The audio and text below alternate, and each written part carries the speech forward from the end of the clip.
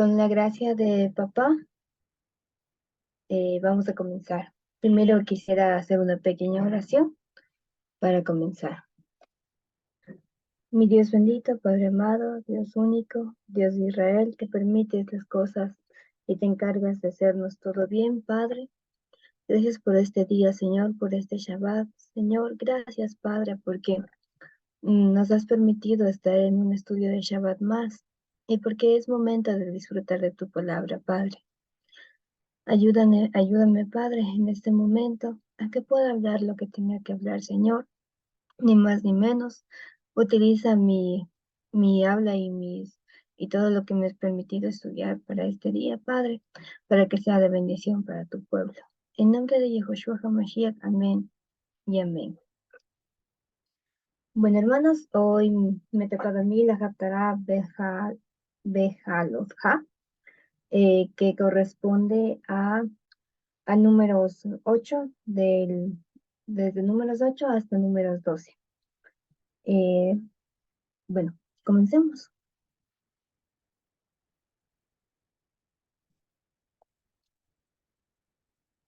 Ya. La Haftarah de Bejalotja está en Zacarías 2, desde Zacarías 2 hasta Zacarías 4 más o menos. La Haftarah, estuve investigando, estuve viendo un poco los diferentes paralelos, pero lo que más me llamó la atención fue la Biblia de Cantera, en la cual inicia Zacarías 2 un poco antes. Entonces le hice una comparación, solamente una comparación entre la Biblia Cantera y la Biblia de las Américas. Entonces comienzo, voy a ir leyendo capítulo por capítulo porque es un poquito extenso eh, cada uno del, de los comentarios, no tanto, sino de esto. Entonces, vamos a ir leyendo capítulo por capítulo para que sea más compensado y más fácil, ¿ya? Zacarías 2, en la Biblia Cantera, comienza y dice: alcé luego mis ojos y tuve una visión. Eran 4 cuernos. Y le dije al ángel que hablaba conmigo: ¿qué son estos? Me dijo: son los cuernos que dispersaron a Judá o a Israel y a Jerusalén. Y el Señor me hizo ver después 4 herreros. Y dije: ¿qué vienen a hacer estos? Él habló y dijo: aquellos son los cuernos que dispersaron a Judá, hasta que nadie osó levantar cabeza. Y estos han venido a espantarlos, a abatir los cuernos de las naciones que alzaron el cuerno contra la tierra de Judá para dispersarla. Alcé los ojos y tuve una visión. Era un hombre con una... Y de aquí ya como tal comienza la Haftarah, ¿no? Alcé los ojos y tuve una visión. Era un hombre con una cuerda de medir en la mano. Y le dije: ¿a dónde vas? Y me dijo: a medir a Jerusalén, a ver cuánta es su anchura y cuánta su longitud. Y cuánta su longitud. En esto salió el ángel de que hablaba conmigo y otro ángel salió a su encuentro. A ver, perdón, me vuelvo a repetir, me perdí un poco. Voy a leer desde el 5 otra vez. Alcé los ojos y tuve una visión. Era un hombre con una cuerda de medir en la mano. Le dije: ¿a dónde vas? Me dijo: a medir a Jerusalén, a ver cuánta es su anchura y cuánta su longitud. En esto salió el ángel que hablaba conmigo y otro ángel salió a su encuentro y le dijo: corre, habla a este joven y dile: como las ciudades abiertas será habitada Jerusalén, debido a la multitud de hombres y ganados que habrá dentro de ella. Y yo seré para ella oráculo del Señor, muralla de fuego en torno, y dentro de ella seré gloria. Exhortación a los exiliados para que huyan de Babilonia. Ala, ala, huid del país del norte, oráculo del Señor, para que a los 4 vientos del cielo os esparcí yo, oráculo del Señor. Ala, sálvate Sión, tú que moras en Babilonia. Pues así dice el Señor Sebaot, que has, pues así dice el Señor Sebaot, que tras la gloria me ha enviado a las naciones que os despojaron, el que os toca a vosotros, el que os toca a vosotros, a la niña de mi ojo toca. He aquí que yo alzo mi mano contra ellas, y serán despojo de sus vivos esclavos. Sabréis que así el Señor Sebaot me ha enviado. Grita de gozo y regocíjate, hija de Sión, pues he aquí que yo vengo a morar dentro de ti. Oráculo del Señor, entrada triunfal del Señor en Sión. Muchas naciones se unirán al Señor aquel día y serán para mí un pueblo y yo moraré en medio de ti. Sabrás así que el Señor Sebaot me ha enviado a ti. Poseerá el Señor a Judá, porción suya en la tierra santa, y él elegirá de nuevo a Jerusalén. Silencie toda carne delante del Señor, porque Él despierta de su santa morada. Algo que no había comentado al principio es que Eric no tenía de esta Haftará una traducción, así que simplemente estamos analizando las dos versiones de la Biblia cantera y de la Biblia de las Américas. Ahorita voy a pasar a Zacarías 2 de la Biblia de las Américas. Entonces, dice la Biblia de las Américas, Zacarías 2, dice, entonces alcé los ojos y miré, y he aquí vi un hombre con un cordel de medir en la mano. Y le dije, ¿a dónde vas? Y él me respondió, a medir a Jerusalén para ver cuánta es su anchura y cuánta es su longitud. He aquí cuando el ángel hablaba conmigo salía. Otro ángel que hablaba conmigo salía. Otro ángel le salió al encuentro y le dijo, corre, habla a este joven y dile, sin muros será habitada Jerusalén a causa de la multitud de hombres y de ganados dentro de ella. Y yo seré para ella, declara el Señor, una muralla de fuego de alrededor. Y gloria seré en medio de ella. Ea, ea, huid de la tierra del norte, declara el Señor, porque como los cuatro vientos del cielo os dispersé yo, declara el Señor. Ea, Sión, tú que moras con la hija de Babilonia, escápate. Porque así dice el Señor de los ejércitos, cuya gloria me ha enviado contra las naciones que os despojaron, porque el que os toca, toca a la niña de su ojo. He aquí, alzaré mi mano contra ellas, y serán despojos para sus esclavos. Entonces sabréis que el Señor de los ejércitos me ha enviado y y me ha enviado. Canta de júbilo y alégrate, oh hija de Sión, porque he aquí vengo y habitaré en medio de ti, declara el Señor. Y se unirán muchas naciones al Señor aquel día, y serán mi pueblo. Entonces habitaré en medio de ti, y sabrás que el Señor de los ejércitos me ha enviado a ti. Y el Señor poseerá a Judá, su porción en la tierra santa, y escogerá de nuevo a Jerusalén.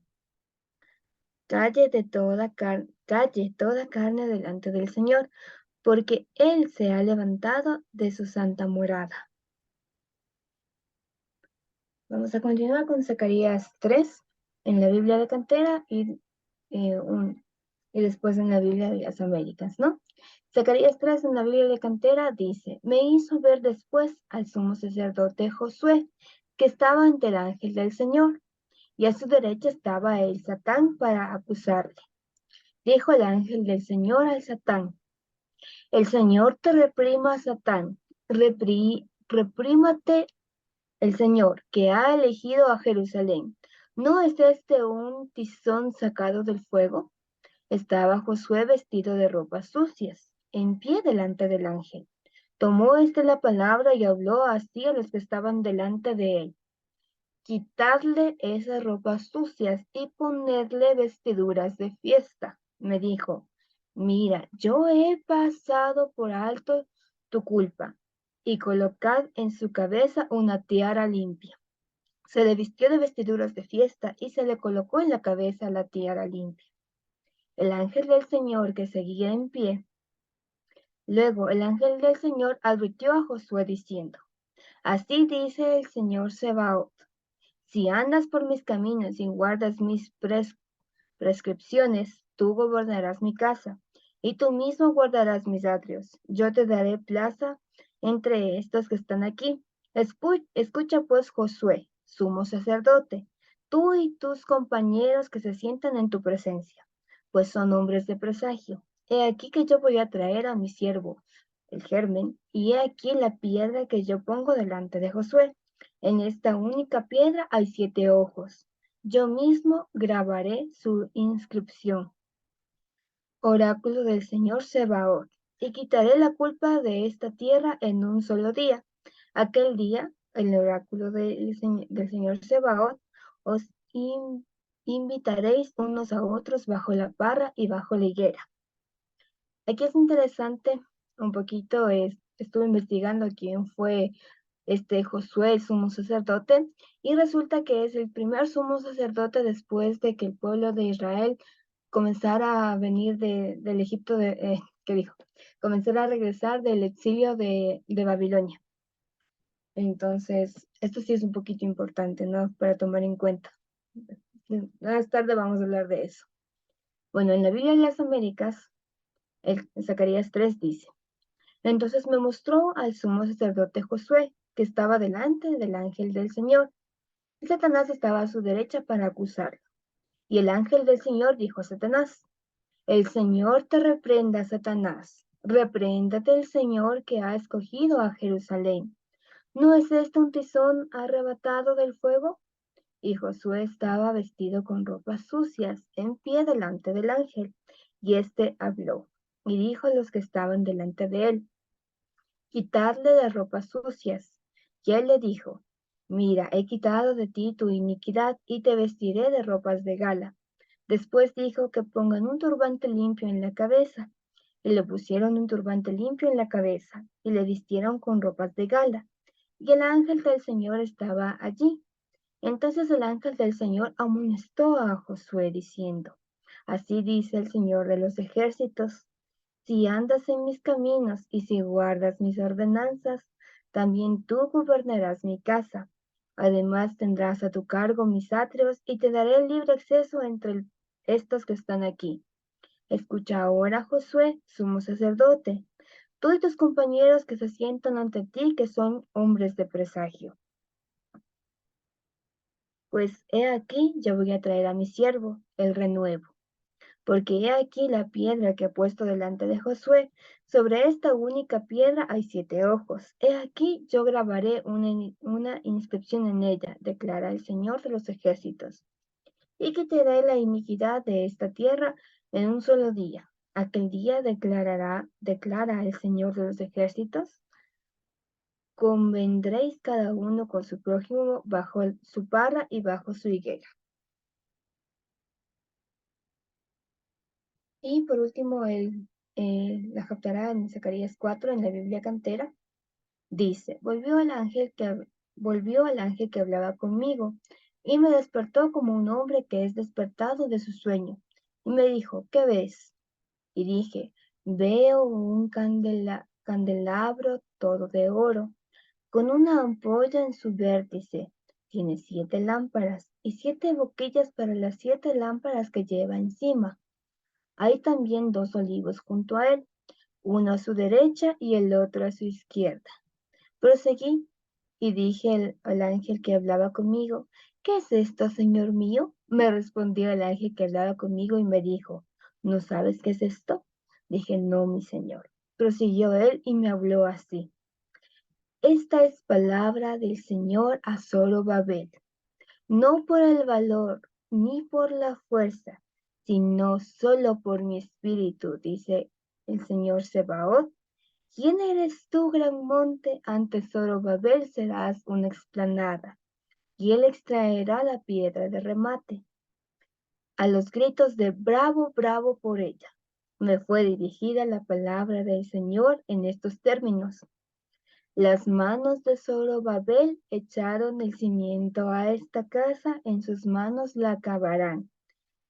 Sabréis así que el Señor Sebaot me ha enviado a vosotros. ¿Quién menospreció el día de los modestos comienzos? Se alegrará de ver la plumada en la mano de Zorobabel. Estos 7 son los ojos del Señor. Ellos recorren toda la tierra. Entonces tomé la palabra y le dije: ¿qué son estos 2 olivos de derecha e izquierda del candelabro? Añadí de nuevo y le dije, ¿qué son las dos ramas de olivo que por los dos tubos de oro vierten de sí aceite dorado? Él me habló y dijo, ¿no sabes qué es esto? Dije, no, mi señor. Y él me dijo, estos son los dos ungidos que están en pie junto al Señor de toda la tierra. Estuve investigando un poco y Zorobabel es un personaje histórico también y es un poco interesante porque él es el primero que va a llevar al pueblo cuando ya terminan su exilio en Babilonia.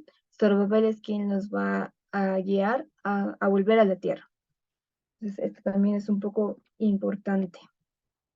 Bueno, vamos con la Biblia de las Américas. Entonces el ángel que hablaba conmigo volvió y me despertó como un hombre que es despertado de su sueño, y me dijo, ¿qué ves? Y respondí, he aquí veo un candelabro todo de oro con su depósito en la parte superior, y sus 7 lámparas encima de él con 7 tubos para cada una de las lámparas que tiene encima. Y junto a él hay 2 olivos, uno a la derecha del depósito y otro a la izquierda. Continué y dije al ángel que hablaba conmigo, ¿qué es esto, señor mío? Y respondió el ángel que hablaba conmigo y me dijo, ¿no sabes qué es esto? Y respondí, no, señor mío. Continuó él y me dijo, esta es la palabra del Señor a Zorobabel. No por poder ni por fuerza, sino por mi espíritu, dice el Señor de los ejércitos. ¿Quién eres tú, oh gran monte, ante Zorobabel? Te convertirás en llanura, y él sacará la piedra clave entre aclamaciones de gracia a ella, de gracia, gracia a ella. Y vino mi palabra del Señor diciendo, las manos de Zorobabel han puesto los cimientos de esta casa, y sus manos la acabarán. Entonces sabréis que el Señor de los ejércitos me ha enviado a vosotros. Pues ¿quién ha menospreciado el día de las pequeñeces? Estos 7 se alegrarán cuando vean la plomada en la mano de Zorobabel. Estos son los ojos del Señor que recorren toda la tierra. Entonces hablé y dije, ¿qué son estos 2 olivos a la derecha y a la izquierda del candelabro? Hablé por segunda vez y le dije, que estas son las 2 ramas de olivo que están junto a los 2 tubos de oro que vierten de sí aceite dorado. Y me respondió diciendo, ¿no sabes qué es esto? ¿Qué son estos? Y yo dije, no, señor mío. Entonces él dijo, estos son los 2 ungidos que están de pie junto al Señor de toda la tierra. Bueno, esta Haftarah y esta Parashá están bastante unidas, muy, muy, muy, muy unidas. Hay muchas cosas que estuve viendo cuando hice mi análisis para poderles dar un poquito. Y me di cuenta que hay muchísimos personajes relevantes en este momento. Entonces, aquí les voy tanto a hablar personajes relevantes de la Parashá como de la Haftarah, porque todos ellos tienen relación, ¿no? Primero comenzamos con Moisés. Estuve investigando un poco qué significaba más o menos cada nombre. No están todos porque era un montón, pero sí hice un poquito, una pequeña investigación porque nos va a abrir un poquito la mente, ¿sí? Entonces, primero comienzo con Moisés, que significa rescatado del agua, Aarón, que posiblemente signifique madera o palo, y Miriam, que posiblemente signifique amargo. El desierto de Sinaí, donde ocurren están saliendo del desierto de Sinaí, perdón, puede significar campo donde se da vueltas o se deambula, perdón. Leví, sujetado o salvo, y de ahí tenemos Eldad, Dios amado, y Medad, manejar con cariño. Y también tenemos después el desierto de Parán, que es un campo ornamental. Y de ahí nos vamos directamente a la Haftarah con 3 personajes importantes. Zacarías, que es Dios ha recordado. Josué es aquel que es salvado de Dios. Y Zorobabel, que es crecido en Babel. Bueno, y comenzamos a desmenuzar el capítulo 8 de Números.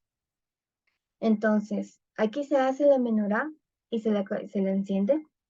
Su encendido es hacia adentro o hacia el panín, hacia el rostro.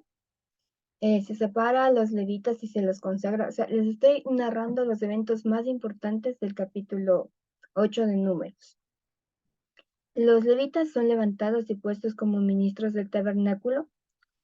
Algo que me pareció súper interesante es que los levitas son presentados en esto, en Números 8, se hacen sacrificios, se hacen, no solo sacrificios, sino también se hacen, ¿cómo es esto? Se presentan ofrendas, pero ellos mismos son presentados y puestos como ofrenda.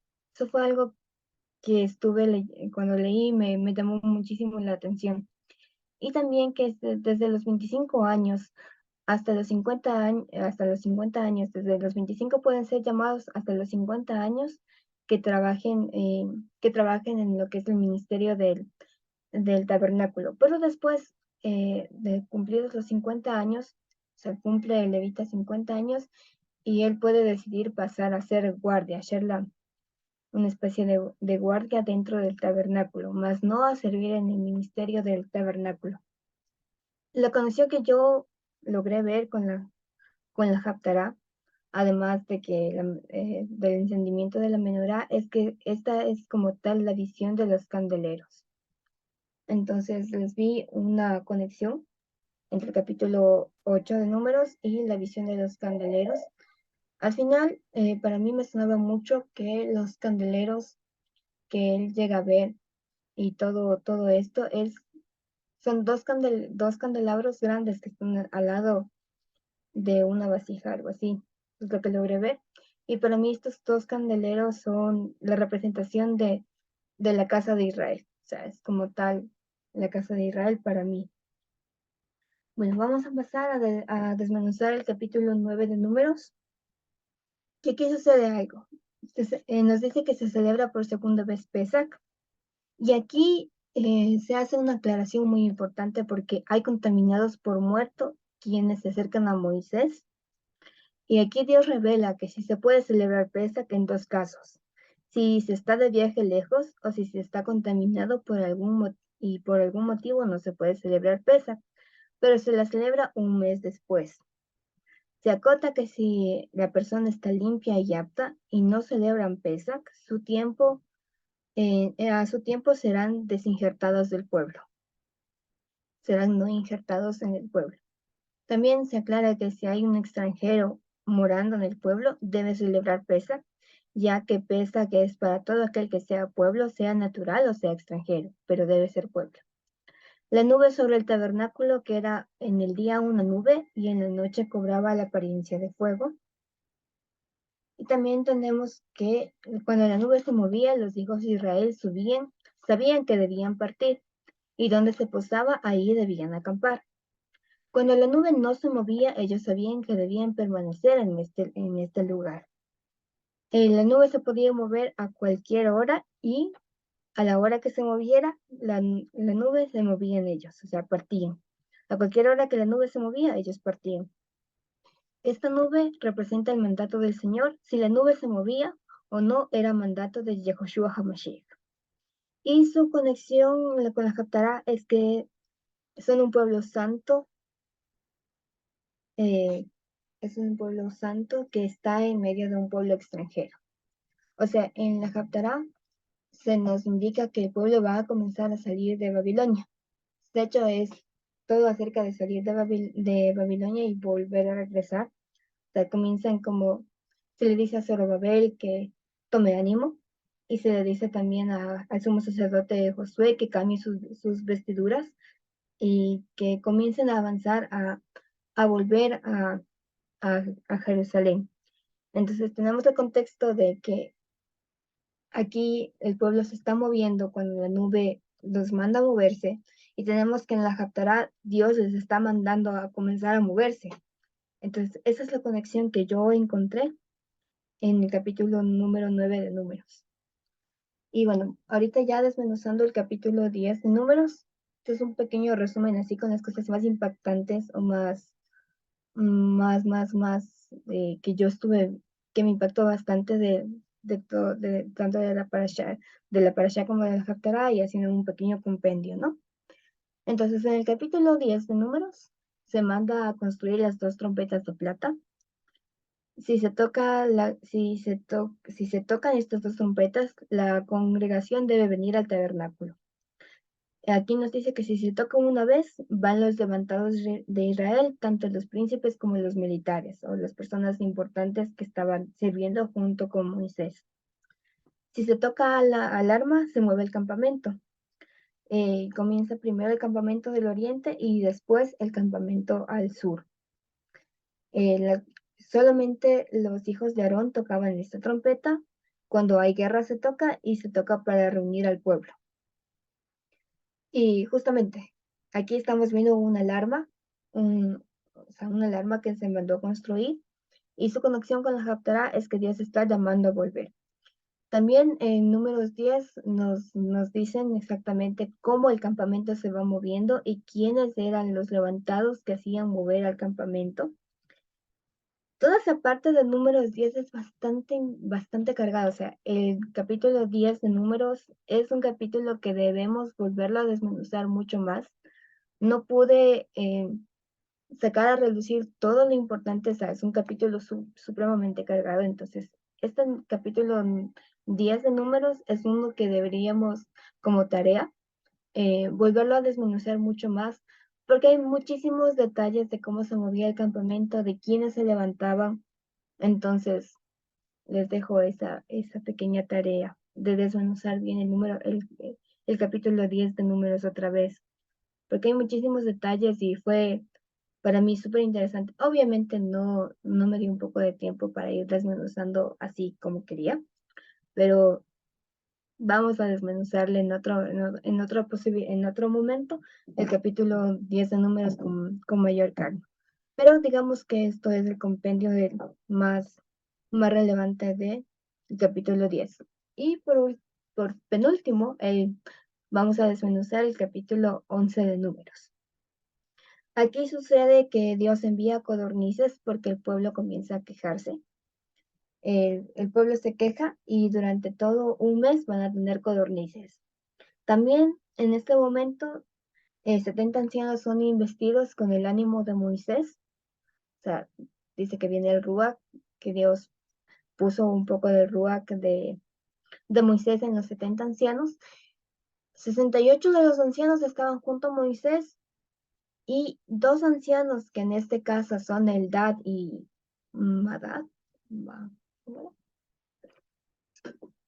Perdónenme, aquí tengo Medad. Y Medad, Eldad comienza a profetizar en medio del pueblo. Y, se me ha ido, perdón. Entonces, también en la Haftará estaba esto de Mateo 14, la alimentación de los 5.000 es el paralelo que hay como tal. Y bueno, también el paralelo que hay es que en Zacarías está viendo visiones y está profetizando que el campamento va a regresar, que no solo el campamento, sino todo el pueblo va a regresar. Entonces, eso también es como que la conexión que hay tanto en la Haftará como en Mateo. Y por último, desmenuzando el capítulo 12 de Números, para ya poder terminar, pues tenemos que Aarón y Miriam murmuran contra Moisés, que es un evento un poco relevante, porque Miriam queda leprosa. Y Miriam es echada del campamento durante 7 días. Y cuando ella ya regresa, después de hacer su limpieza y todo lo que tenían que hacer cuando eran echados del campamento, regresan y el pueblo parte a Parán. También aquí es interesante porque el paralelismo, lo que yo encontré, era que el sumo sacerdote Josué tenía ropas sucias. O sea, se dice que este sumo sacerdote Josué tenía ropas sucias. Y es como que también tener ropa sucia es como tener un pecado. Y aquí resulta que Aarón y Miriam murmuran contra Moisés y Miriam es contaminada con lepra completamente. Entonces, después eh, fue, eh, y Miriam ya termina todo lo que tenía que hacer y ella regresa al campamento. Entonces ella es como que Dios puso lepra sobre ella, después se les quitan esas ropas envilecidas, esas ropas sucias, se le quitan tanto de Miriam y se le quitan también al sacerdote Josué, y se viste de vestido, y ambos son vestidas con vestiduras justas. Eso sería el paralelo que yo le vi, así desmenuzando rapidito el capítulo 12. Y pues muchas gracias, esa ha sido la Haftarah y la Parashá por hoy, por este 2023.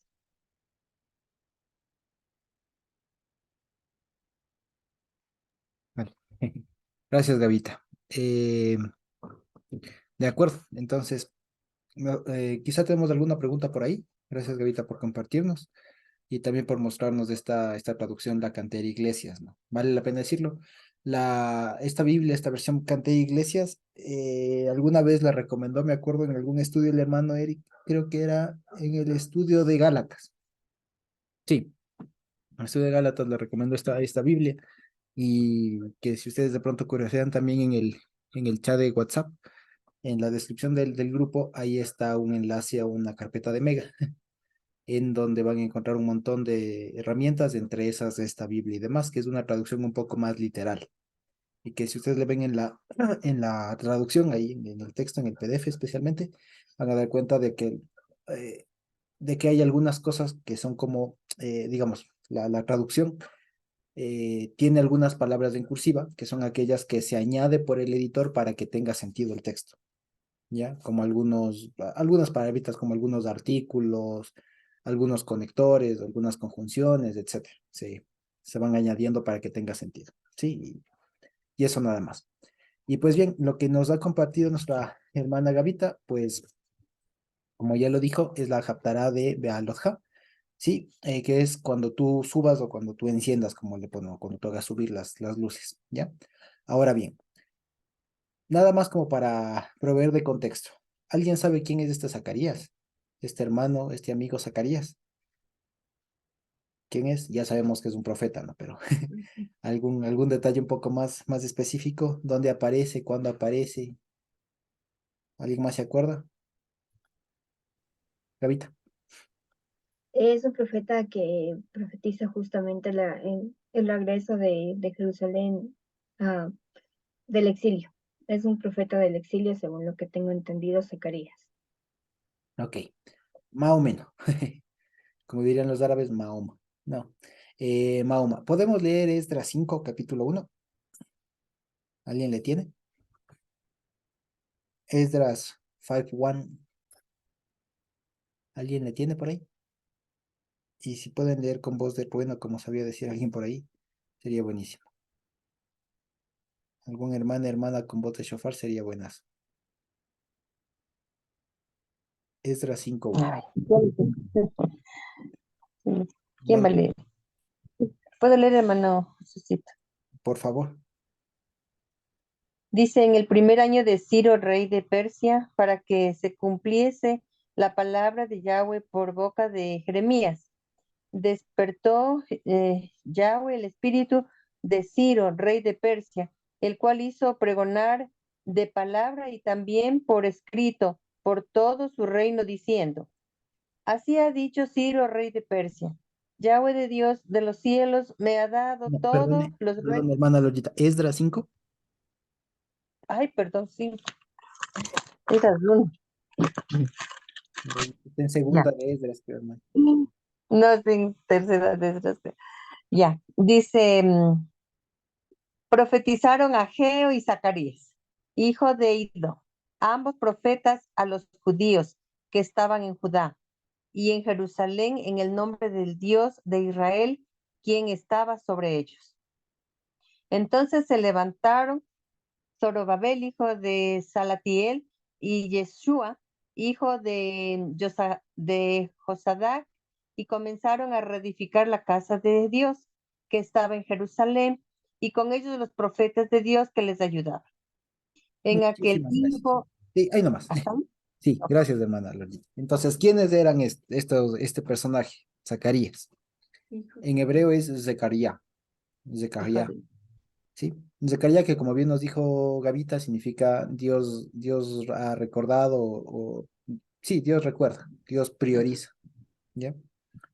Entonces, ¿quién era esta persona? Vale la pena decirlo, precisando como lo que decía Gavita, No es un profeta del exilio, más bien es un profeta que ya está hablando cuando ya regresaron algunos de Israel de Babilonia, ¿ya? Y que es contemporáneo, perdón, de Ageo, ¿sí? Y básicamente el mensaje, y esto es importante, el mensaje de Zacarías se encierra o se comprende mejor en la sazón que está viviendo Zacarías. Zacarías y Zorobabel y este Jesúa que le ponen aquí, que no es otro que Yeshua, ¿ya? Yeshua dice ahí en hebreo, por alguna razón no le ponen Jesús, ¿ya? Por alguna razón, pero es el mismo que más adelante, como decía Gavita, es del sumo sacerdote Yehoshua, que le ponen el sumo sacerdote Josué. Entonces, bueno, antes de adelantarnos. Entonces, el contexto inmediato del libro de Zacarías es la orden que Dios le da a Zacarías de decirles especialmente este Zorobabel y a los demás, que es decir, oigan, han pasado ya buen tiempo desde que ustedes regresaron y no terminan de construir el templo. ¿Qué pasó? ¿Ya? ¿Qué está pasando ahí? Ya van muchos años desde que regresaron de Babilonia y demás, y nada. Entonces, fíjense, si leemos el Esdras 4:24, que es del anterior al que leyó nuestra hermana Lolita, dice, fíjense, entonces cesó la obra de la casa de Dios que estaba en Jerusalén y quedó suspendida hasta el año segundo del reinado del rey Darío de Persia. Entonces, fíjense, pasó mucho, mucho tiempo, según se dice, 70 años. ¿Ya?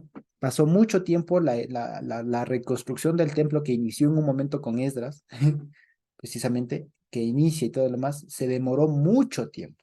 O sea, quedó ahí parada la obra, ¿sí?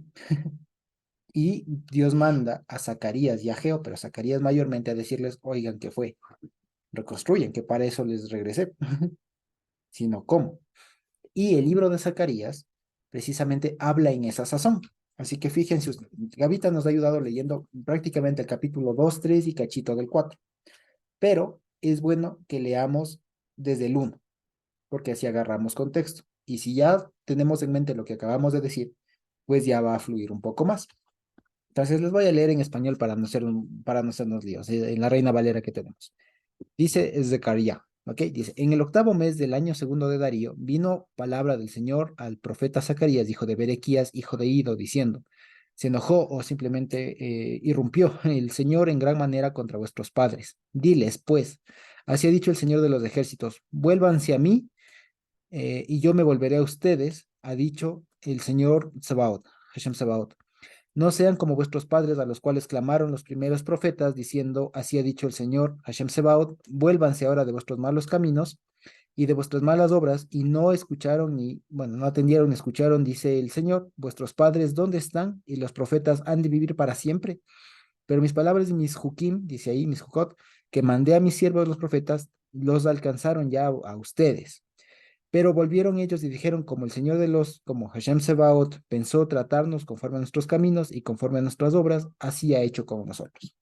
O sea, lo que está describiendo es ahí lo que les decía, el Señor les está diciendo, ¿ya hasta cuándo? Acuérdense lo que les dije a sus padres, ¿acaso eso no se ha cumplido ya con ustedes? Ellos dicen, sí, pero ya como el Señor quiera tratarnos, ¿no? Si está en una situación que ya es muy, muy similar a la que hoy se dice, ¿no? Especialmente en los chicos, en los estudiantes he visto esto, ¿no? Que cuando no estudian, dicen, bueno, ya lo que Dios quiera. Y van al examen, ¿no? Sin estudiar, ya lo que Dios quiera. Entonces estaban en ese plan. Ya lo que sale. Entonces fíjense lo que dice el 7. A los 24 días del mes undécimo, que es el mes de Sebat, en el año segundo de Darío, vino palabra del Señor al profeta Zacarías, hijo de Berequías, hijo de Ido, diciendo, vi de noche, y aquí va algunas visiones que le comienzan a caer, pero en cascada, ¿ya? Y básicamente estas visiones del profeta Zacarías tienen que ver con varias cosas que no necesariamente son cronológicas, ¿ya? Lo que aquí le va a mostrar el Señor es básicamente diferentes caras de una misma realidad que pueden entenderse tanto como si se quiere, la culminación o la completación, no sé si existe esa palabra, ¿ya? ¿Qué sería? Creo que es completación, ¿ya? Bueno, eso, la culminación de el propósito de Dios respecto de su pueblo, que al momento tendría que ver con regresar íntegramente al pueblo, que vale la pena decirlo, a la época de Esdras, Nehemías y Zacarías y demás, no volvió todo el pueblo, Ya, aún de los judíos no volvió todo el pueblo, quedó una buena parte en Persia. Por eso es que después se desarrolla, más o menos despuesito, se desarrolló la historia de Esther con, ¿cómo es el tío? ¿Cómo es el tío? Se me fue el de Esther. ¿Mardoqueo? Mardoqueo, gracias. Exacto, con Mardoqueo y Amán y todo lo demás, que son precisamente esos eventos que son paralelos a lo que estamos aquí haciendo. Entonces, no regresó todo el pueblo. Entonces, ya les digo, una primera forma de acercarse a esto es como entenderlo en función de esa época. O sea, Dios estaría profetizando, Dios estaría mostrándole a Zacarías lo que significa el regresar inmediato de ese pueblo, ¿ya? ¿Ok? Y por eso es que a veces se confunde, especialmente el capítulo 3 cuando se habla de un sumo sacerdote Josué o Yehoshua, y vamos de acá al libro de Esdras y Nehemías y vemos que que hubo un sumo sacerdote Yehoshua. Entonces dicen clarito, es él, ¿ya? Que sí, pero ya si leemos con mente del Nuevo Testamento, nos damos cuenta que no necesariamente o que no únicamente tenemos o se tiene que leer estas profecías del libro de Zacarías como referentes a su época, ¿ya? Porque si quisiéramos referir de alguna manera, si simplificar, sintetizar las profecías de estas, al menos las que vamos a leer aquí, son básicamente, yo voy a regresar al pueblo, van a construir el templo y voy a levantar un sumo sacerdote que cumpla las cosas, ¿ya? Básicamente, si voy a poner a mi ungido ahí, o sea, básicamente es esa la idea, ¿ya? Que le muestra a Dios de muchas maneras, con símbolos y todo lo demás. Pero si queremos sintetizar en una frase, es eso. ¿Qué le está diciendo a Zacarías? No te preocupes, ustedes reconstruyen el templo, que yo me encargo de lo más. Jerusalén va a ser habitada segura, yo voy a habitar en medio de ustedes, va a haber un sumo sacerdote, ¿no es cierto? Y la unción del Señor va a estar sobre todo lo que estamos haciendo, ¿ya? Eso es en términos generales la visión. Y eso, como les digo, se puede entender o se podía entender en la época de Zacarías, porque estaban reconstruyendo el templo, había un sumo sacerdote Josué, ¿me explico? Pero también se puede entender a futuro respecto de Mashiach, que es en donde a nosotros también nos compele un poco más, ¿ya? Porque si no diríamos de esto de alguna manera ya se cumplió y leámoslo como historia, ¿ya? Que sí se puede y tiene su riqueza, pero también hay que verlo con perspectiva Mashiach, ¿sí? Entonces, nada más para que veamos. Entonces, fíjense ustedes que también en este Zacarías es uno de los libros en donde se menciona esto de los jinetes y demás, que ya después se conecta mucho con el tema de Apocalipsis, de los jinetes, de los caballos, todo lo demás, porque vale la pena decirlo, son los mismos colores que aparecen. Entonces, fíjense, dice el 8, ¿no? Zacarías 1:8. Dice, vi de noche y he aquí un varón que cabalgaba sobre un caballo alazán. ¿Alguien sabe qué es alazán? Rojo. Rojo, exacto. Entonces, ya saben, ¿no? Sobre un caballo rojo. Y esto es una cosa bien simpática que ocurre con las traducciones, ¿no? ¿Qué les cuesta poner rojo? ¿Qué les cuesta? Pero a veces, por alguna razón, ponen palabras que no son muy comunes, como para que no conectemos, ¿no? Parecería, o sea, quiero pensar bien, pero parece. Porque si yo les pongo, vi un caballo rojo, ¿en dónde aparece otro caballo rojo en el Evangelio? Es en Apocalipsis. Entonces alguien conecta, pero sé que dice, vi un caballo alazán. Ya no conecto. ¿Me explico? ¿Ya? Entonces, fíjense, vi un caballo alazán rojo, el cual estaba entre los mirtos que había en la hondura, dice, detrás de él había caballos, que dice ahí, alazanes, rojos, overos y blancos. ¿Y aquí qué dice overos? ¿Alguien sabe qué es overo?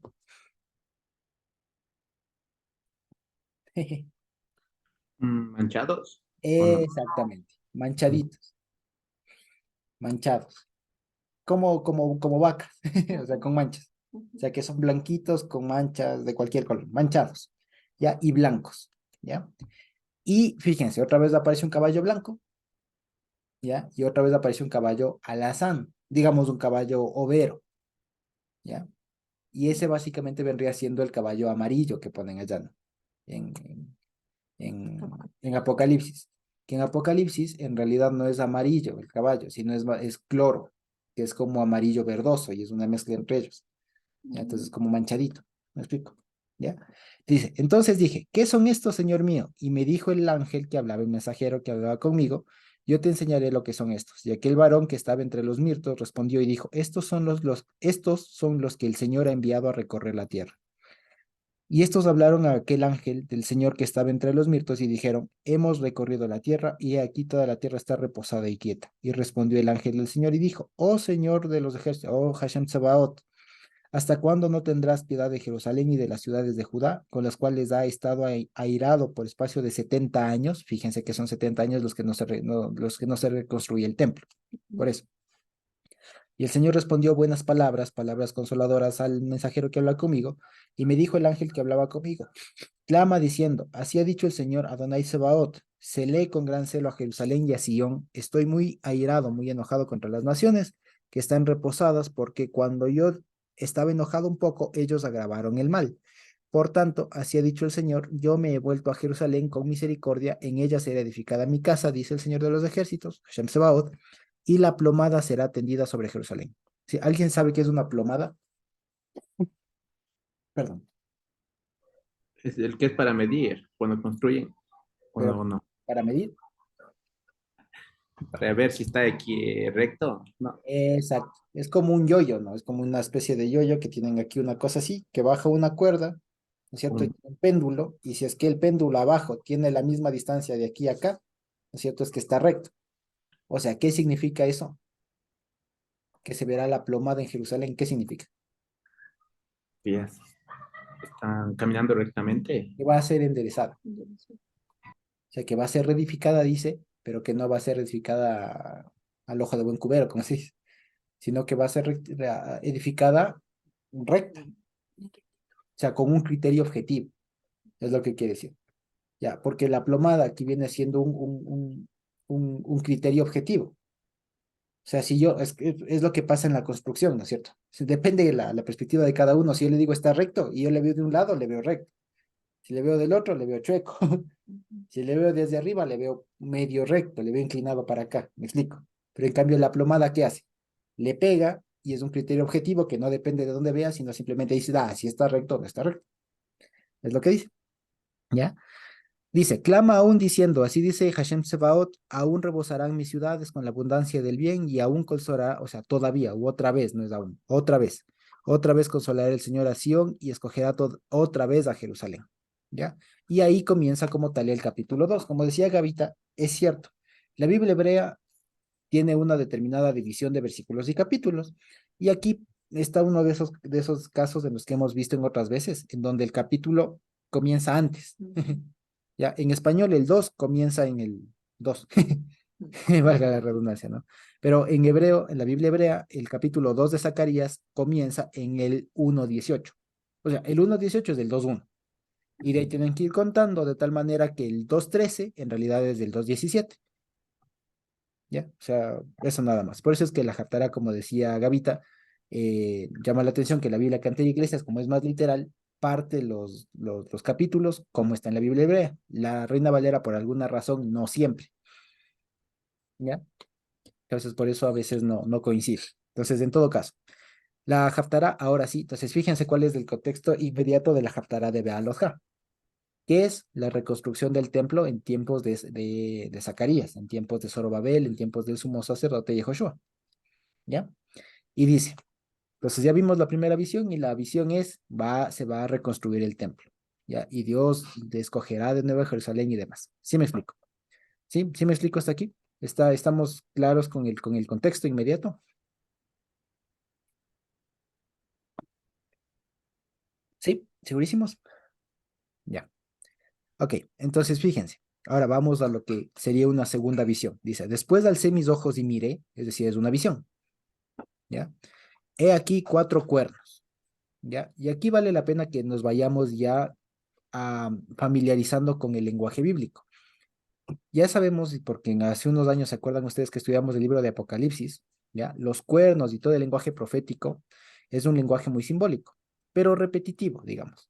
De alguna manera ya sigue patrones, ¿ya? Entonces, cuando se habla de cuernos, no nos imaginemos cachos, literalmente, sino ¿qué significan? ¿Qué significan los cachitos, los cuernos? Autoridades. Exacto, reyes, autoridades, ¿ya? Sí, eso básicamente. O sea, es la parte visible de una potestad, el representante de una potestad. Entonces dice, vio 4 cuernos, entiéndase. Dice, y dije al mensajero que hablaba conmigo, ¿qué son estos? Y me respondió, estos son los cuernos que dispersaron a Judá, a Israel y a Judá. Ah, entonces, ¿qué significa? Son 4 reyes que se ocuparon de la dispersión de, ¿ya? Entonces, fíjense, si yo lo leo literalmente, tiene sentido 4 cuernos que... No, no tiene sentido. Me explico, pero ya sabemos a qué se refieren los 4 cuernos. Así que guiño, guiño, cuando leamos Apocalipsis y leamos cuernos, no nos imaginemos ahí monstruos así, ¿no? Ya sabemos, ¿ya? Y dice, y me mostró luego el Señor a 4, ¿qué? Carpinteros pone ahí. Pero ¿se acuerdan ustedes la palabra que aparece, que leyó Gavita en la Biblia Cantera Iglesias?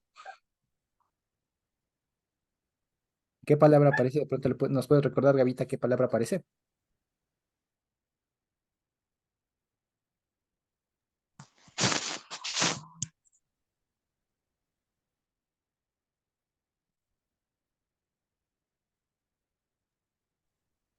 ¿Qué palabra aparece por ahí, Gavita? En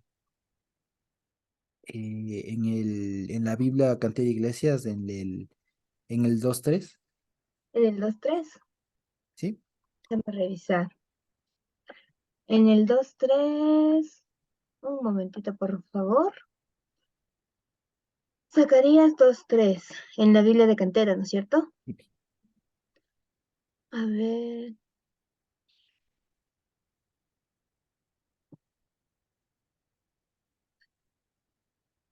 espérate.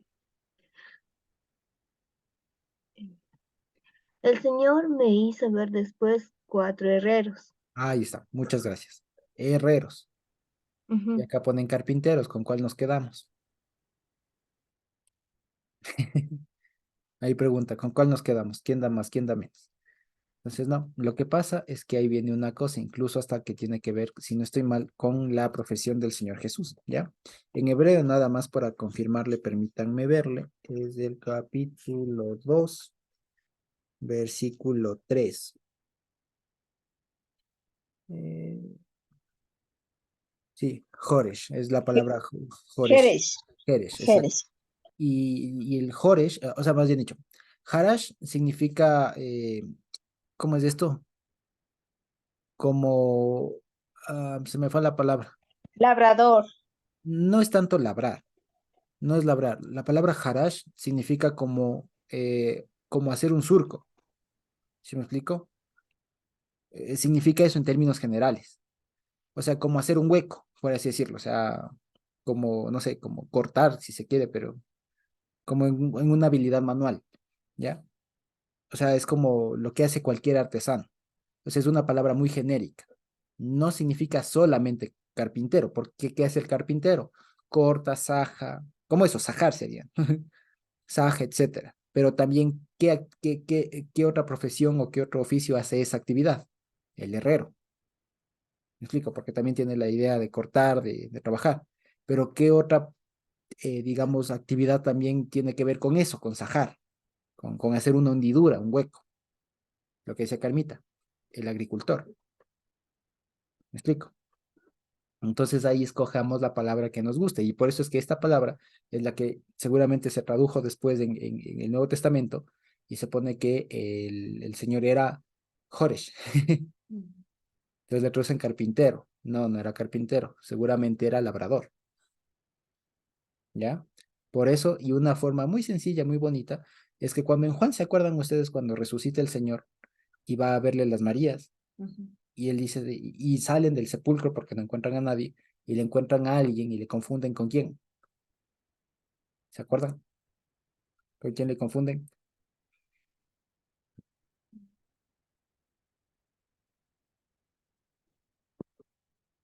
¿Se acuerdan?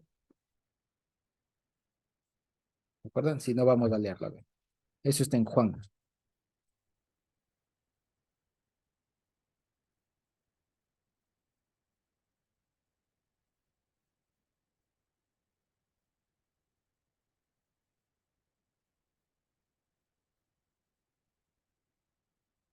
Acá está, Juan 20:15.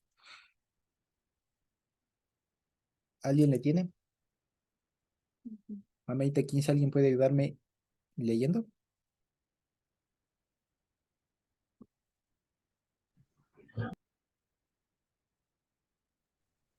¿Qué dice este? Jesús le dijo, mujer, ¿por qué lloras? ¿A quién buscas?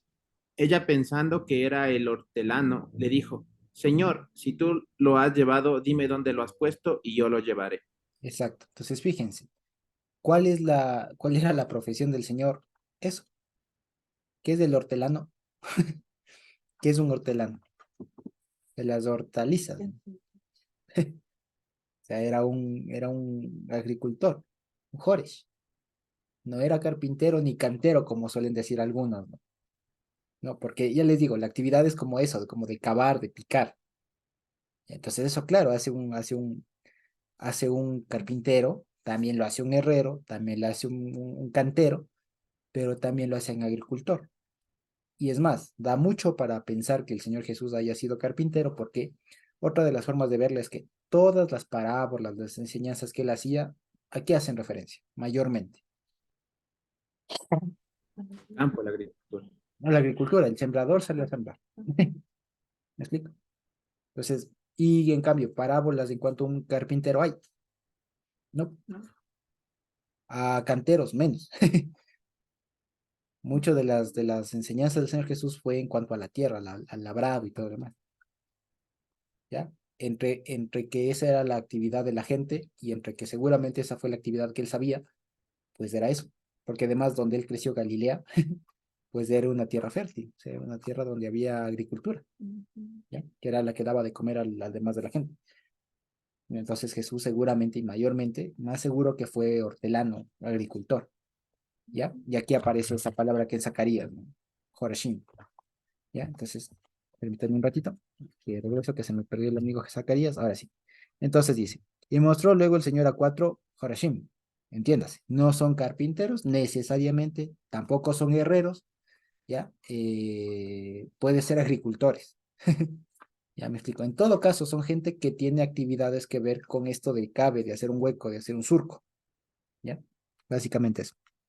Y yo dije, ¿qué vienen estos a hacer? Y me respondió diciendo, aquellos son los cuernos que dispersaron a Judá, tanto que ninguno alzó su cabeza, pero estos han venido para hacerlos temblar, para derribar los cuernos de las naciones que alzaron el cuerno sobre la tierra de Judá para dispersarla.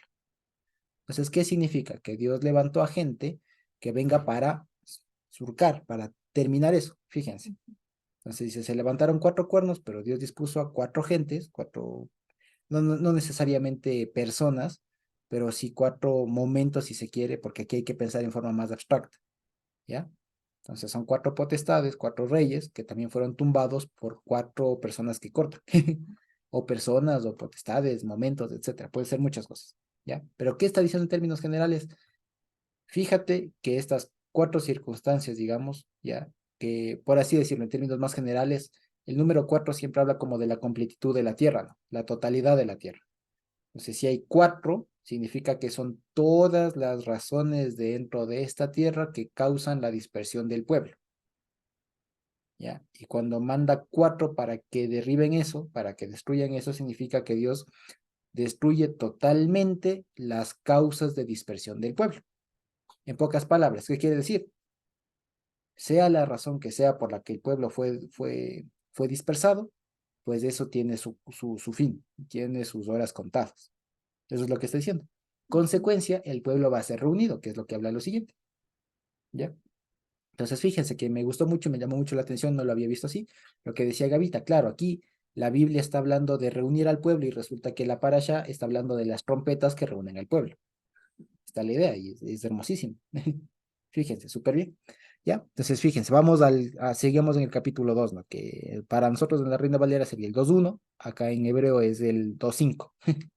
¿Ya? Y dice, alcé pues mis ojos y miré, y he aquí un varón, un ish, decía, que tenía en su mano un cordel de medir, ¿ya? Y le dije, ¿a dónde vas? Y él me respondió, a medir a Jerusalén para ver cuánta es su anchura y cuánta su longitud. Y aquí salía aquel mensajero que hablaba conmigo, y otro ángel le salió al encuentro. Él le dijo, corre, habla a este joven diciendo, sin muros será habitada Jerusalén a causa de la multitud de hombres y de ganado en medio de ella.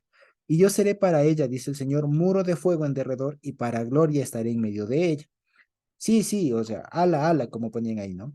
Huyan de la tierra del norte, dice el Señor, pues por los cuatro vientos de los cielos les esparcí, dice el Señor. Oh Sión, la que moras con la hija de Babilonia, perdón, escápate, porque así ha dicho el Señor Adonai Tsebaot, tras la gloria, tras la gloria me enviará él a las naciones que les despojaron, porque el que los toca, toca a la niña de mi ojo.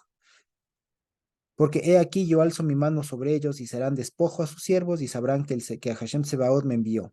Canta y alégrate, ¿no es cierto, hija de Sión? Porque he aquí vengo y moraré en medio de ti, dicho del Señor.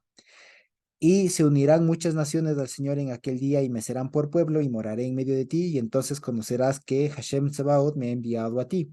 Y el Señor heredará a Judá y poseerá, ¿no es cierto?, su posesión, perdón, sobre la tierra de la santidad y escogerá otra vez a Jerusalén. Calle toda carne delante del Señor porque Él se ha despertado, ¿no es cierto?, de su santa recámara. ¿Sí? Ok, ahora bien, ¿de qué está hablando esto en cambio? Lo anterior que había dicho,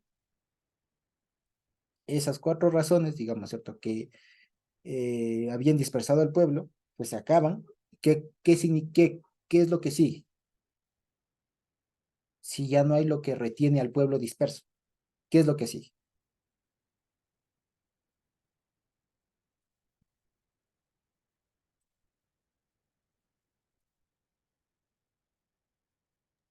La reconstrucción del templo. No necesariamente. Si el pueblo está disperso y ya no hay lo que les dispersaba, Ah, qué toca? Reunirse, la reunión del pueblo. ¿Ya? Es eso.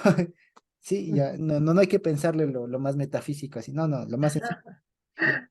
Sí, sí, siempre les hago esos ejercicios, ¿ya? Para que veamos que la Biblia no es compleja, no es así de, a ver, ¿qué? No, es bastante lógica, ¿ya? Entonces, si arriba nos ha dicho que ya se terminaron, o que Dios les ha puesto fin a lo que dispersó al pueblo, ¿qué toca ahora? Pues reunirse, reunirse. ¿ya? Y ahora la pregunta, ¿ya? Y esto es una contraposición, ¿ya? A la lógica humana. ¿Por qué? Hoy, ¿qué ciudad moderna, una metrópoli, tiene murallas? Ninguna. Ninguna. Ninguna, no. Ustedes no ven a Nueva York ahí con unas murallas enormes. O no ven no sé, a París igual rodeada de unas murallas fuertes. No, no. ¿Por qué? ¿Ya? Porque ahora la seguridad de las naciones no está en las murallas, está en otro lado, está en sus fuerzas militares, en otras cosas, su economía y cosas.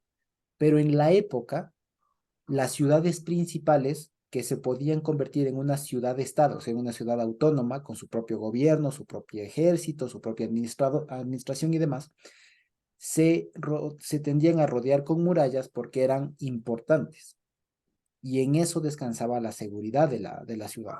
Es decir, solo las ciudades importantes se amurallaban, ¿sí? Porque eran valiosas, ¿sí? En cambio, un pueblo, una villa por ahí, digamos que no era tan importante, no había necesidad de amurallarles. ¿Para qué? Me explico, ¿ya? Es como, digamos, acá, o sea, es como, por ejemplo, supongamos que Dios no quiera, pero el Ecuador entró en guerra ya con cualquier país. Ya, ¿qué ciudad se cuidará más? ¿Quito o Atuntaqui? Mira, me explico. ¿Por qué? Quito, ¿No es cierto? ¿Y por qué? porque es la capital. Exacto, ¿no es cierto? Porque ahí vive el presidente, ahí están las instituciones públicas, todo, o sea, ahí está el centro. Me explico, no se va a proteger Mulalo, pues, ¿no? ¿Para qué? Me explico. Ya, ahora resulta que la idea detrás de eso es que algo importante se protege. Y la forma humana de proteger en esa época era ¿con qué? Con murallas, ¿ya? Con murallas. Pero resulta que cuando aquí primero le mandan, se ve que va a uno, aquí lo que dice, ¿qué cuenta? Que le ve a un ángel, sale volando y le encuentra con un cordel de medir. Dice, ¿para qué llevas eso? Para ver cuál es el ancho. Entonces, a ver, ¿cuál es la dimensión de la Jerusalén esta que están viendo? Si nosotros leyéramos esto con ojos sin el Evangelio, ¿a qué Jerusalén nos estaríamos refiriendo? A la terrenal. Pero si nosotros entendemos y ya vemos que la Jerusalén de la que está hablando no tiene muros, sino que el Señor es un muro de fuego, ¿de cuál estamos hablando? La Jerusalén celestial. La Jerusalén celestial, ¿no es cierto? Además, hay otro, digamos, indicio para asegurarnos de esto, digamos, otra pista, ¿cierto? Y es que dice, porque es que no se sabe cuántos van a entrar. ¿Me explico? No se sabe cuántos van a entrar, ¿ya? Entonces, de la Jerusalén actual podemos hacer un censo. Ya sabemos cuántos hay y cuántos pueden entrar más, ¿no? Pero en cambio, vayan ustedes a saber cuántos salvos hay en toda la historia. Como diría ¿cómo es? No? Desde el justo Abel hasta el último que entre. Vayan ustedes a saber cuántos son. Y quieran medir eso. Hagamos un plan habitacional para de la Nueva Jerusalén. A ver, loticemos. Hagamos parcelas. No, es en vano. Entonces, por eso le dicen, no, no, no, más bien anda antes de que midas, o sea, no tiene medidas lo que quiere decir. O sea, es algo inimaginable para la mente humana, más bien corre, anda, dile a este que no hay necesidad de medir, no te apresures, ¿ya? En ponerle un límite humano a la Jerusalén celestial. Porque en último caso, lo que va a delimitar es el fuego del Señor. ¿Ya? O sea, el Señor va a ser muralla de fuego. O sea, lo que significa que significa muchas cosas. O sea, significa por un lado protección, ¿ya? Y por otro lado que los que han entrado ha sido porque han sido pasados por la muralla de fuego, o sea, han sido refinados, ¿ya? Y que fuera se ha quedado todo o sea, quemado todo lo que ya no servía para entrar. Por eso dice que adentro habrá cabot, habrá el peso, ¿sí? Habrá el dominio, habrá la importancia, la preeminencia del Señor, ¿sí? Entonces es una forma muy, muy poética de describir a la Jerusalén celestial como un lugar en donde entran solo las personas refinadas que han escapado todo eso que creo que dice más adelante. Por lo tanto, como ya el Señor está recogiendo a la Jerusalén celestial, ¿qué haces desde en Babilonia? Regresa, vente para acá. Ya con Babilonia sus días están contados, ni te preocupes. Vos vente. ¿Ya? ¿Por qué? Porque ahí, y lo que dicen los últimos versículos, ¿no es cierto? Cuando se canta alegre y todo lo demás, dice, porque moraré en medio de ti. ¿Y eso a qué nos suena? A la promesa que hizo el Señor con el tabernáculo, Beshahanti Betoham. Y ahí dice lo mismo, y habitaré en medio de ustedes. Fíjense. Sí se entiende de qué estamos hablando, ¿ya? Esto, el pueblo de Israel, los judíos de la época y demás, lo entendieron como lo que decían en un momento el hermano Sonita, reconstrucción del templo. Porque ¿dónde más va a habitar el Señor? Sino en el templo. ¿No es cierto? Pero si nos acordamos del libro de Apocalipsis, en el capítulo 21, ¿no es cierto? Que dice que en ella no hay sol ni luna, porque el Cordero es su lumbrera y no vi en ella templo, sino que Dios mismo habita con ellos ahí. ¿Me explico?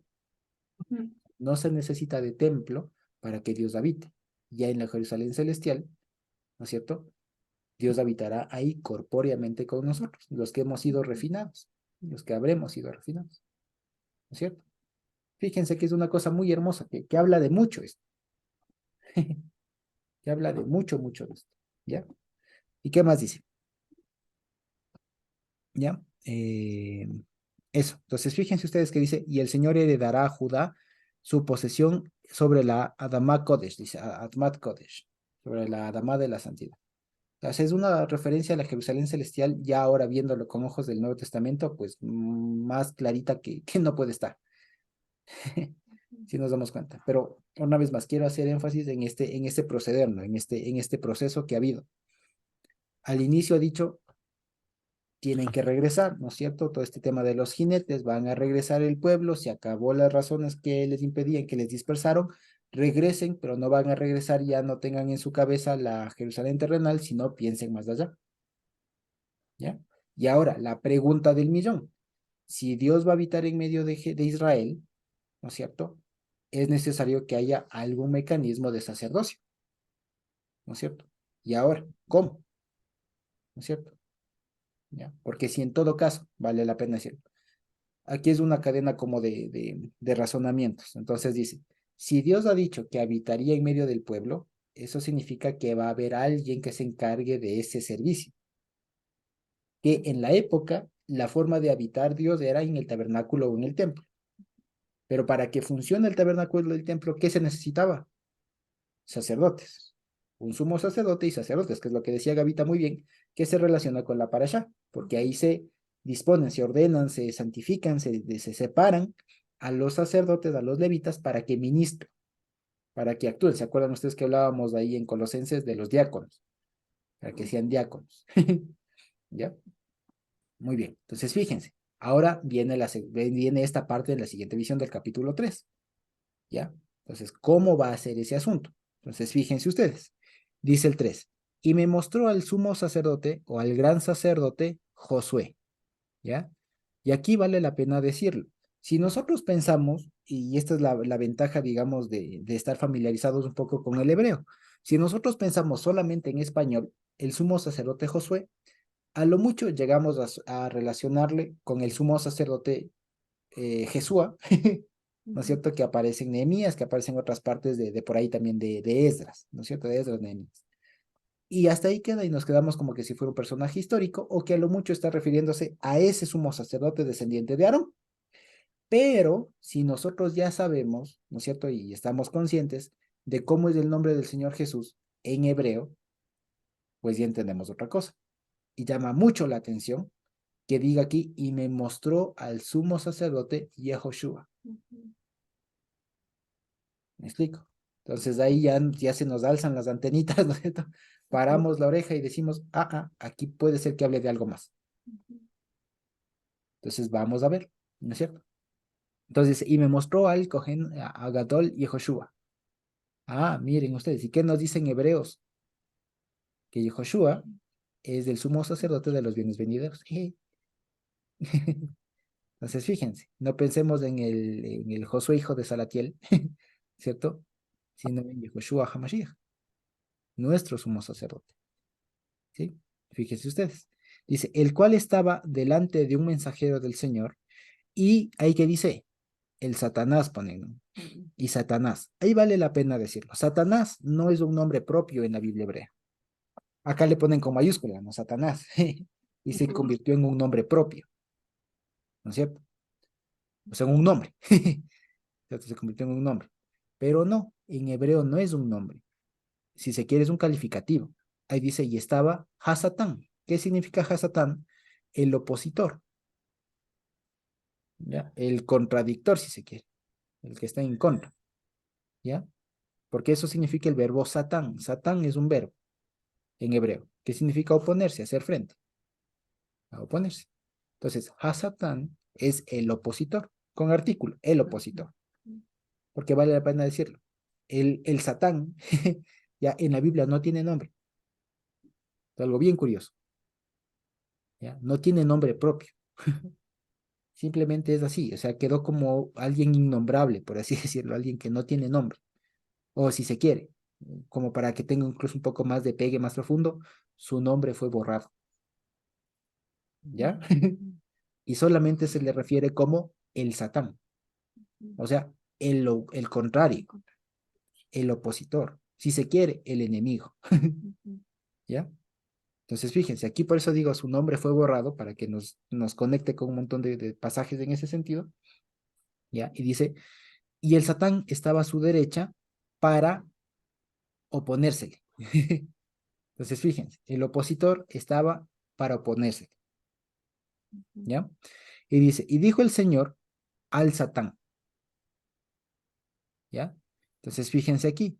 Aquí, de hecho, en algunas versiones no dice dijo el Señor, sino ponen y dijo el ángel del Señor. Dijo el mensajero del Señor. ¿Ya? Al Satán, el Señor te reprenda, oh Satán, ¿no es cierto? Y el Señor que ha escogido a Jerusalén te reprenda. No es este un tizón, un carboncito, ¿cierto? Sacado del fuego, tomado del fuego, ¿ya?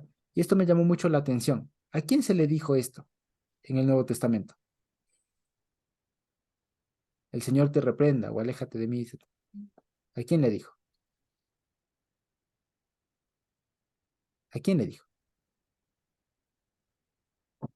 Cuando estaba siendo aprendido, el Señor le dijo a Pedro, ¿era?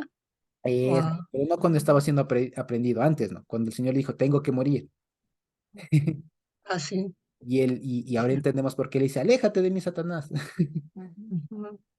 ¿Ya? Entonces, fíjense, para que veamos que incluso Satanás o el Satán, no tenemos que pensar solamente en el Satán, en el enemigo, sino que puede ser también cualquier persona que se oponga a la, Ujú. a la obra del Señor. Al En ese cumplimiento. momento, Pedro fue un Satán, me explico. O sea, entiéndase bien. O sea, porque se opuso. No muera, Señor, ten compasión de ti. Exacto. Porque se acuerdan ustedes que por eso le dice, por eso es que el Señor le dice a Pedro, Pedro, ponte atrás mío. ¿Se acuerdan que veíamos eso? Pedro, ponte atrás. El Señor te reprende. Y estás citando esto. Y es justo lo que pasa, porque aquí se ve al sumo sacerdote Yehoshua, que cuando está a punto de cumplir su más grande misión, viene el opositor y le dice algo, pero la respuesta es, apártate, el Señor te reprende. O sea, el juicio te reprende. ¿Ya? ¿Qué más dice? Y Joshua estaba vestido de vestiduras sucias. No dice viles, sucias. Como bien lo leyó Gavita, ¿no? Sucias. Y estaba delante del ángel. ¿Y qué dice? Y respondió, ¿no es cierto? Y dijo a los que estaban delante de él, diciendo, quítenle esas vestiduras sucias de él.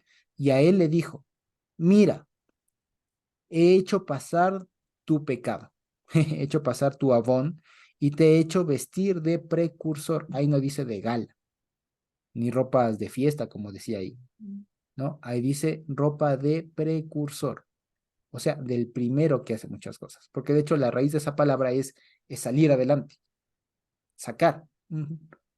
Y ahí es que la ropa que le ponen no es de gala, ¿no? O sea, no es como un contraste de ropa sucia a ropa limpia, no, ropa de mendigo a ropa de príncipe. No, no, no.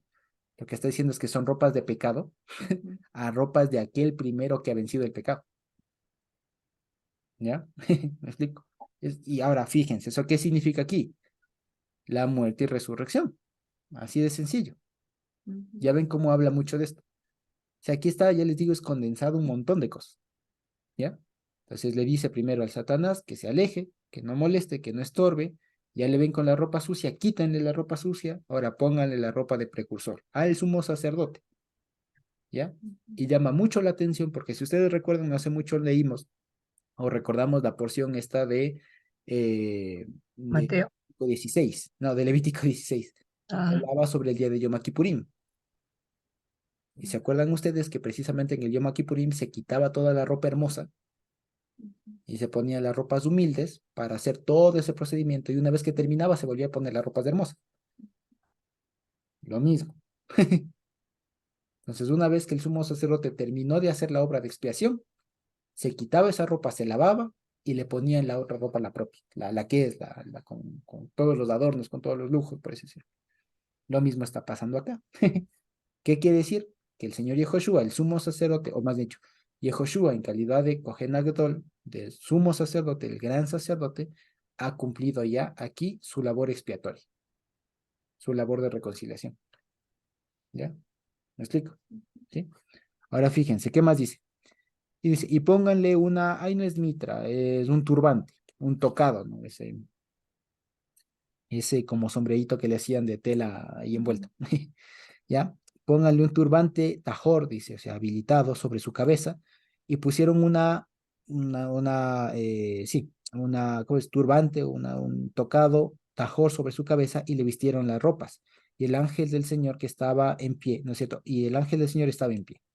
¿Ok? Entonces dice, y el ángel del Señor, el mensajero, respondió con o por o hacia Yehoshua, diciendo, así dice Hashem Sebaot, cuando andes por mis caminos y guardes toda la vigilancia, también tú, eh, ¿qué dice? También tú darás mi casa, también guardarás mis atros y pondré, ¿no es cierto? Eh, ¿No es cierto? Perdón. Y pondré, ¿qué dice aquí? No entiendo mi letra. Ok, bueno, no está mal, ¿cierto? Y entre estos que aquí están, te daré el lugar, o estarás tú parado entre los que estén aquí.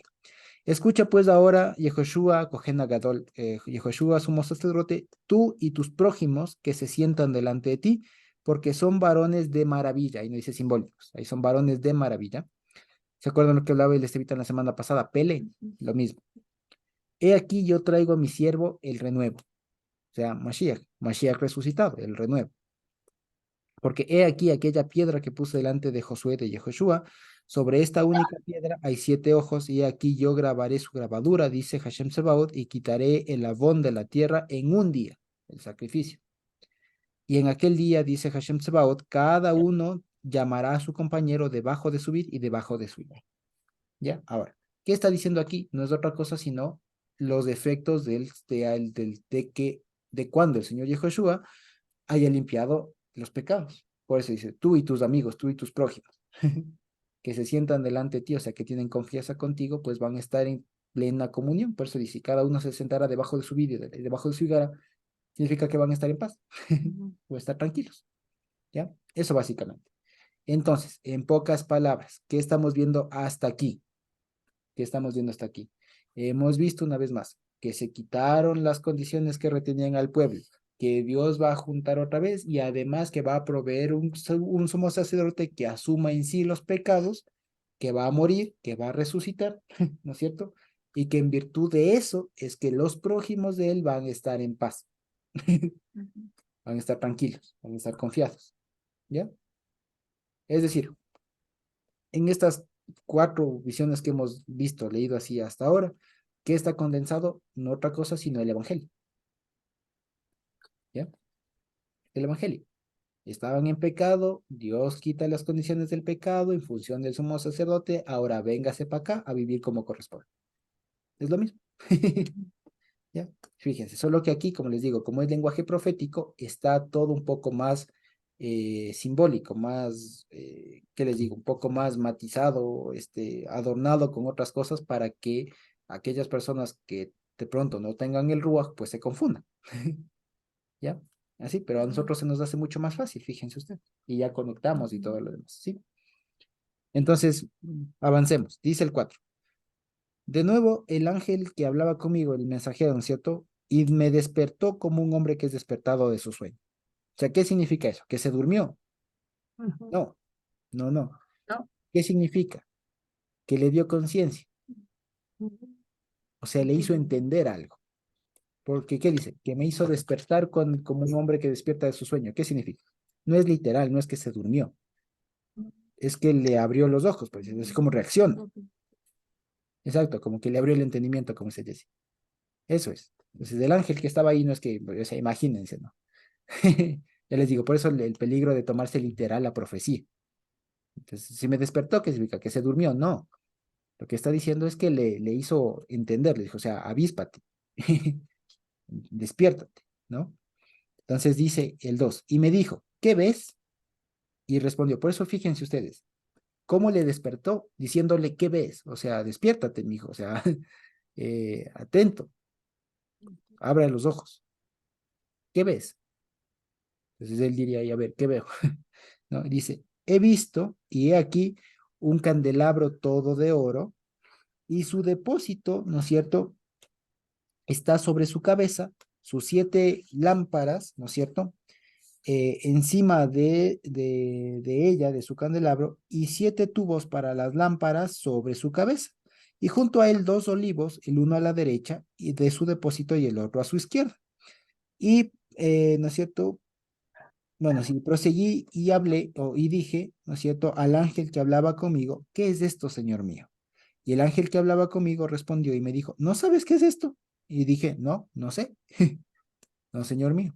Entonces, fíjense ustedes, esta es la imagen que Carmita suele tener de perfil, ¿ya? Es de esta imagen, ¿no es cierto? Entonces, solo para simbolizarle, ¿no? Entonces, hay un candelabro, ¿cierto? Hay una menorá, y que arriba ve que tiene a cada lamparita, ¿no es cierto? A cada uno de los lugares donde va la vela, porque vale la pena decir. Para nosotros, los candelabros que tenemos se pone una vela, ¿no es cierto? pero en el candelabro del templo no funcionaba con cera, sino con aceite, ya que era diferente, hacía alumbra más y todo. Entonces lo que dice es que este candelabro tenía unas copas ahí donde iba la llama, y eso venía con 7 tubos, que a su vez estaba nutrido, ¿no es cierto?, de un bowl, digamos así, un tazón, de un recipiente, y que a su vez ese recipiente estaba nutrido de 2 olivos. ¿Ya? Entonces como que 2 olivos vierten su aceite en un recipiente, y ese recipiente distribuye a las 7 lamparitas del candelabro. ¿Ya? Eso es básicamente. Entonces el ángel le dice, ¿ves esto? Sí, sí veo. A ver, descríbeme qué ves. ¿Ya? Descríbeme qué ves. Él describe y le dice, ¿entiendes? No, no entiendo. ¿Ya? Y dice el 6. eh, entonces respondió y me dijo, diciendo, esta es palabra del Señor a Zorobabel, que dice, y esto es algo bien bonito. Love Hail velove Koach ki im beruji. Neum Adonai Tsebaot. ¿Eso qué dice? ¿Qué quiere decir? No con Hail, ¿ya? Que significa con poder, con herramientas humanas, ¿ya? Ni con Koach, ni con potencia, con poder, sino con mi Ruach, Neum Hashem, es decir, decreto, disposición del Señor, de disposición de Hashem Tsebaot, ¿sí? Y dice, ¿quién eres tú, oh gran monte? Delante de Zorobabel serás hecho recto, dice, ¿sí? O sea, reducido a llanura, ¿qué significa? Que hay un monte, ¿y qué dice? Será reducido a llanura, que será aplanado, ¿ya? Él sacará la primera piedra con aclamaciones de gracia, gracia a ella, ¿sí? Y hasta ahí técnicamente va la Haftarah, ¿ya? Después lo que nos siguió leyendo Gavita, pues es cierto. ¿Qué significa esta visión? No es otra cosa que la revelación de Mashiach. Entonces, fíjense ustedes que si lo vemos así en perspectiva, lo que nos está diciendo hasta aquí la visión de estas visiones que Dios le da a Zacarías se puede explicar desde el final. O sea, en función de Mashiach, en quien Dios, la plenitud de la deidad, decidió poner en él la virtud de rey, de sacerdote, de profeta y de la profecía, de la revelación, ¿no es cierto?, de sacerdote, de rey, o sea, que decidió poner en él la plenitud de la deidad, ¿no es cierto?, es que él está en capacidad de ser sumo sacerdote, de poner su vida en propiciación de los pecados por nosotros, y es en virtud de eso que se rompen las condiciones de la dispersión, y es en virtud de eso entonces que el pueblo es reunido de nuevo. ¿Me explico? Se puede entender de ida o de vuelta. O sea, si nos preguntásemos al inicio, ¿por qué es que ya no hay las condiciones de esas de que retienen al pueblo disperso? Pues nos dice después, porque Dios ya escogió a alguien que lo haga. ¿Por qué es que Dios ahora ha decidido poner a su pueblo en una nueva Jerusalén? Por lo mismo. ¿Ya? ¿Y por qué es que hay alguien que puede asumir en sí los pecados del pueblo y demás y que se pare delante del Señor, ¿no es cierto?, delante de la plenitud, digamos, del juicio y demás, y que le dispongan a él la ropa de precursor y todo lo demás? Porque es que Dios mismo ha dispuesto que en él se vierta, se deposite todo lo necesario para que cumpla esa labor. ¿Ya? Lo que decíamos ¿se acuerdan allá en Shavuot a propósito de Colosenses? En Mashiach, el candelabro, ¿no es cierto?, está depositada toda la plenitud de la deidad. ¿Ya? Eso en pocas palabras, en muy pocas palabras. ¿Ya? Eso es todo. Entonces, fíjense, si nos ponemos ahora, ya con perspectiva nuestra y para no hacernos lío, no es, para nosotros ya, no es algo nuevo. ¿Se me explico? Para nosotros ya no es algo nuevo. Tal vez lo que es nuevo es el lenguaje con el que nos está diciendo. Porque Pablo resume todo esto en un versículo. En Yehoshua reside o habita corporalmente toda la plenitud de la deidad. ¿Ya? Facilito. Eso, ¿cómo Dios le explicó a Zacarías? Fíjense, a través de un montón de cosas. ¿Ya?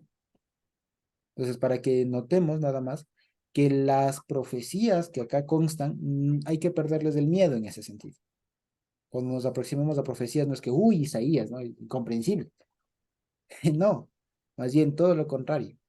Es mucho más digerible por cuanto ya tenemos la revelación de Mashiach por un lado, tenemos el Ruach por otro, entonces es más fácil digerir todo esto. Y la sugerencia, digamos, ya metodológica, ¿no? Para cuando nos enfrentemos a esto, es no tanto detenernos en los detalles, ¿ya? No tanto, sino más bien es mejor ver en términos generales. Y después ya si queremos, después de entender el panorama, ahí sí nos centramos en una u otra cosa, ¿ya? Básicamente. Sí, entonces fíjense que la profecía de Zacarías es muy bonita, es muy, muy linda, es muy profunda si se quiere, pero que el Evangelio lo dice con un lenguaje todavía más fácil. En Yehoshua reside la plenitud de la deidad. En virtud del sacrificio, de la muerte, de la resurrección de Yehoshua, de nuestro sumo sacerdote, como dice Hebreos, pues es que ahora tenemos de entrada al lugar santísimo, el celestial, ¿no es cierto? Y tenemos de entrada todavía la Jerusalén celestial, cuyos muros, ¿no es cierto?, no pueden ser medidos por una medida humana, ¿no es cierto? Y a la cual hemos entrado o entraremos por cuanto habremos y estamos siendo refinados para aquello. Entonces, fíjense, es hermosísimo. Ya les digo, no es algo que no hayamos sabido, solo que no lo sabíamos en el lenguaje que Dios le reveló a Zacarías. Y que además, seguramente está puesto así también para confundir a alguien que de pronto no esté en la onda. Porque una vez más ya les digo, si esto le preguntan a un judío de la época actual, no un judío contemporáneo, les dirá, no, esto ya pasó. Porque esto estaba hablando de la reconstrucción del templo y Josué era el sacerdote de allá y esto ya pasó. Y cualquiera que diga eso, le diría, sí, exactamente, ya pasó. Porque sí fue así. Los judíos regresaron, reconstruyeron el templo, se nombró a un sumo sacerdote Josué que fue leal, digamos, ¿no es cierto? Y estuvieron bien por un tiempo. ¿Ya? Pero fíjense que si nos quedamos ahí nos perdemos de la revelación de Mashiach, que era lo que decíamos en un inicio. ¿Sí? Entonces, hasta ahí, digamos, la haftará de Zacarías, ¿no? Que como decía Gavita, pues es una porción extensa, pero que tiene condumio y nos adiestra en muchas cosas. Nos adiestra en cuestiones del lenguaje de la Biblia, le perdemos el miedo un poco a las profecías, hacia las haftarás, no, a las haftarot, y además nos conecta mucho con el Evangelio, que seguramente es algo que se nos hace más familiar, ¿no es cierto? Y ya, y con eso aprendemos mucho más. Y tenemos más herramientas para comprender, para perderle el miedo, para explicar de manera más sencilla, más digerible. ¿Sí? Y ya les digo, porque a veces yo mismo tenía hace un tiempo esa impresión de, uy, las Haftarot, ¿no? Híjole, toca leer Isaías y ahora, ¿eso con qué se come? Zacarías, ni se diga. Híjole, es complicadísimo, Señor, revélame en sueños. Alguna cosa así, ¿no? Señor, tocaría ir a ayunar, no sé, apartarse 40 días como Elías para que Dios nos revele. Y no necesariamente, no, hay que perderle el miedo y simplemente saber, o estar conscientes de que de alguna manera tenemos ya en el Evangelio, no de alguna manera, tenemos ya en el Evangelio la revelación de Mashiach. Y que con eso, vean, se digiere un montón más todo lo que ella dice. ¿Ya? Es eso, así de sencillo. Ya les digo, porque una vez más y ya para terminar, Dios no quiere complicarnos la vida, ¿ya? Y hay que meternos eso en la cabeza. La forma que el Señor Jesús explicó la palabra, ¿se acuerdan lo que decíamos? Las parábolas son eso, son descomplicaciones de cosas muy complicadas. O sea, Dios no nos quiere hacer la vida difícil. Dios quiere que nos simplifiquemos la vida, no que nos compliquemos la vida. La Torah está para ayudarnos, no para ponernos un yugo. El Evangelio está para ayudarnos en esta vida, para dirigirnos mejor hacia la Jerusalén celestial, no para complicarnos la existencia. ¿Ya? Es eso. Es como, ¿qué les digo? ¿Ya? Es básicamente eso. Así que cuando nos aproximemos a la palabra del Señor, a estudiar, a leer, no lo hagamos difícil. ¿Ya? Roguemos al Señor que nos dé un lenguaje sencillo para poder comprender lo que dice. ¿Sí? Y por eso les decía que es bueno hacer el ejercicio de, dentro de lo posible, conectar con el Evangelio.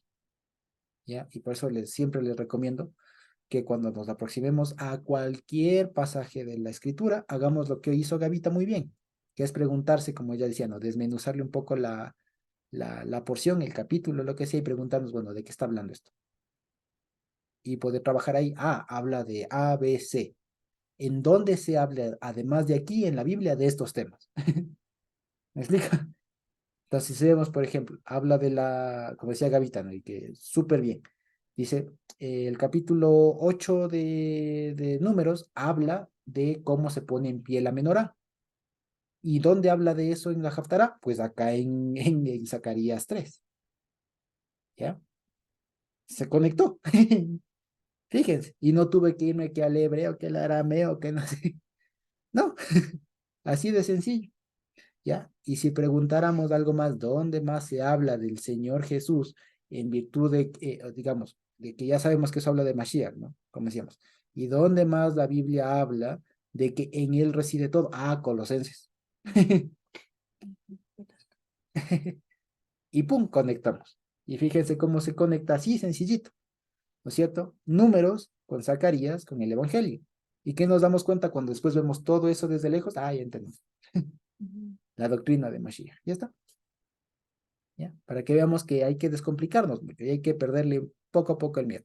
Vale la pena decirlo una vez más, esto no es algo que se logra de la noche a la mañana, ¿ya? Es algo que se va construyendo, es algo que se va perfeccionando día a día, cada vez y tal. Y por eso es que siempre se ha procurado que no siempre solo una persona tome la palabra total de la enseñanza, de lo que tengamos, sino que siempre participemos, porque así nos vamos adiestrando todos. Así vamos ejercitándonos todos y estamos listos para alguna tarea, ya no les digo de predicar a las naciones, no, tan sencillo como poder explicar mejor a nuestros hijos, a nuestras esposas, esposos, a nuestros familiares, ¿ya? Y es eso, que tengamos la capacidad, la habilidad, la sabiduría de parte del Señor para poder explicar las cosas complejas de manera sencilla, ¿ya? Para eso también, ese es el objetivo detrás de que todos de alguna manera podamos compartir e intervenir. Así que, una vez más, cada vez que nos toque compartir, no nos compliquemos la vida. No nos compliquemos la vida. Leamos lo que nos hable el Señor, compartamos, veamos a dónde nos lleve, o sea, dejémonos guiar también por el Señor, quiero decir en ese sentido. Veamos que se conecta y sale muy bien. Y miren que Gavita lo ha hecho de manera muy, muy buena. Muy, muy buena. ¿Sí? Y Dios le ha permitido ver cosas que yo no lo había visto, por ejemplo. ¿Sí? Entonces, fíjense ustedes. Dicho todo esto, quizá tenemos alguna pregunta por ahí, algún comentario. De otra manera podemos ir terminando.